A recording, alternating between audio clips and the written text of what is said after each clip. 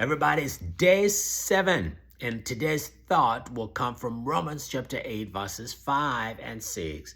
Those who live according to the flesh set their mind on the things of the flesh. Those who live according to the Spirit set their minds on the things of the Spirit. And then verse 6 says, the mind of the flesh is death, but the mind of the Spirit is life and peace. So here the word tells us about a dichotomy that we all find ourselves in between the flesh and the Spirit. The flesh is pulling you one way, the Spirit is pulling you another way. Case in point, you wanted to get into the fasting. Man, your flesh was saying no, but your Spirit was saying yes. So the flesh is that part of us that is opposed to God's ways, stands in the way of us imaging Jesus, becoming disciples of Jesus, being like Christ. That is the flesh that opposes all that, while the Spirit is like, come on, let's follow God, let's be like Jesus. So then what do we do about the flesh? Well, the Bible doesn't tell us to manage the flesh, it tells us to crucify the flesh. And one of the way that you crucify the flesh, in other words, you take the life out of the flesh, is through fasting. Fasting is designed to weaken the flesh.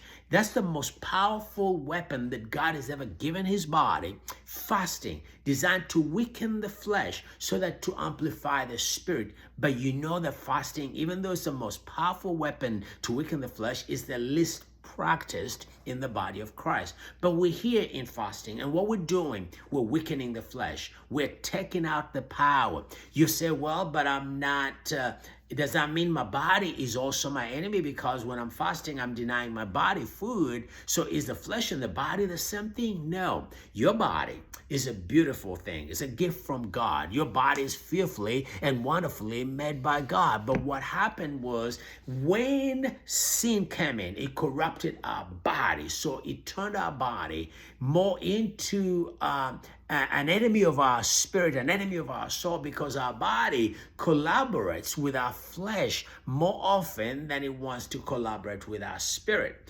Therefore, in fasting, we're weakening our body and we're making our body become an ally of our spirit versus being an adversary of our spirit. And when the body's on our side, then we can keep our mind on the things of the Spirit, and we can grow in that. Not only through this fasting, but the rest of the year, we understand we understand this life and peace, and we just want to walk in it. Keep our mind on the things of the Spirit, turning this body into an ally versus being an enemy of our soul.